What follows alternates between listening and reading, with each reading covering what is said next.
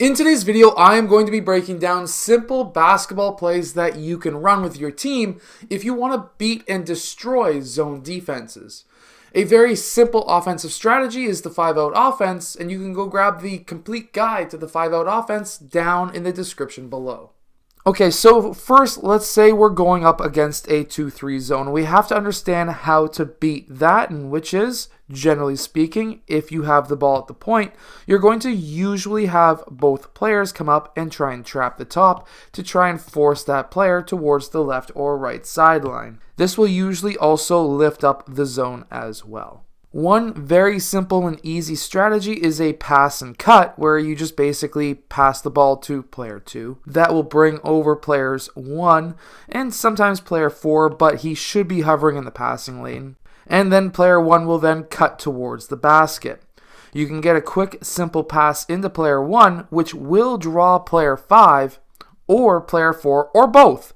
And if that's the case, player 1 can then pass out to player 5 for the 3. Player 5 could cut baseline, player 4 could cut baseline, and of course he will have multiple different options. And if the defense is, let's say, a younger team, they may be just so stagnant that player 1 could just basically go straight in for a layup. But let's say you're playing against a more advanced team. Let's say they leave one player at the free throw line and only one goes up to cover the point. This way they can cut away or stop any high post passes that you may try to feed.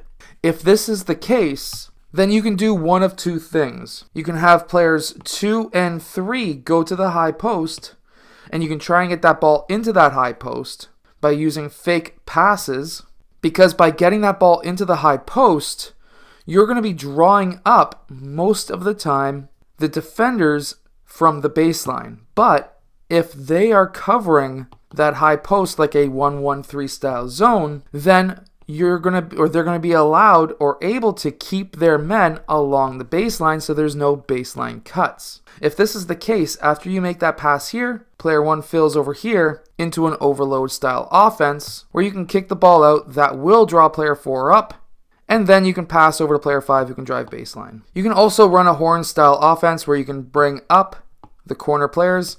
Players 2 and 3 go down. Player 2 can't cover 2 guys, so let's say player 1 passes to player 4. Then we're going to be having player 1 move over to this side. Player 5 will cut across. If player 2 is the one who plays the high post, player 5 needs to cut in front of player 5 red. He may be open for a pass.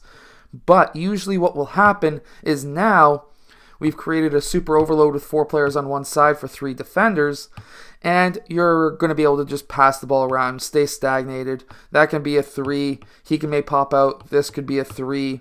There's a few different options there. Another simple offense that you can run is a 3-out, 2-in motion style offense where, of course, these guys are going to be closing up the top.